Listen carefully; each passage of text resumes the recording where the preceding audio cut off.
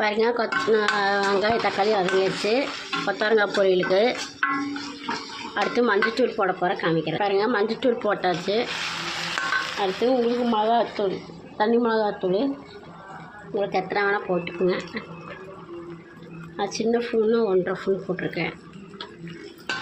குட்டி ஸ்பூனாக இருந்துச்சு 1.5 ஸ்பூன் போட்டிருக்கேன். உங்களுக்கு காரம் பார்த்து போட்டுக்குங்க.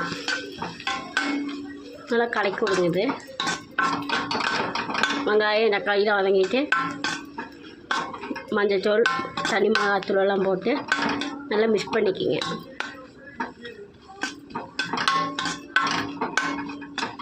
அடுத்து உங்களுக்கு காய் போடுற காமிக்கிறேன்.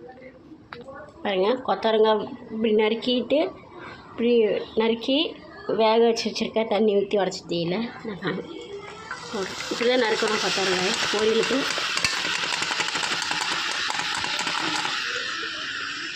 எல்லாமே போட்டாச்சு. கலக்கரம் பாருங்கள்.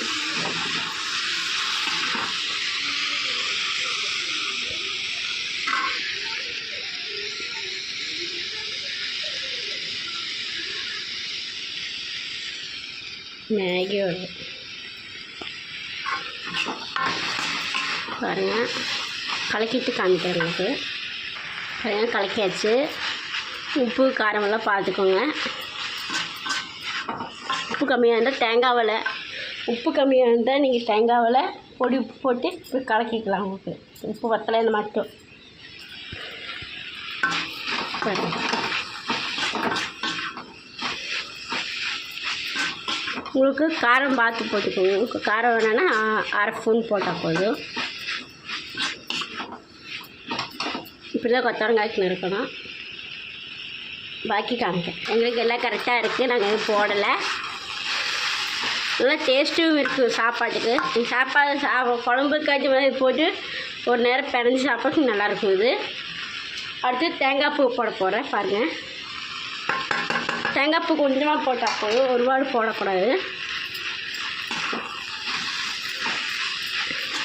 பாருங்கள்,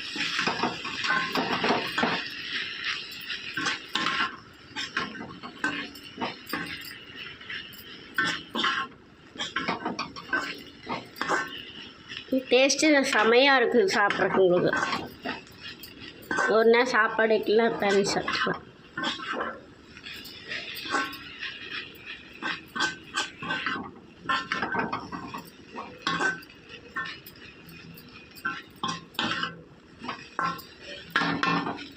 பாருங்கள், கொத்தவரங்காய் பொரியல் ரெடி. லைக் பண்ணுங்கள், ஷேர் பண்ணுங்கள். வீடியோ பிடிச்சிருந்தா கமெண்ட் பண்ணுங்கள். கீழே மெசேஜ்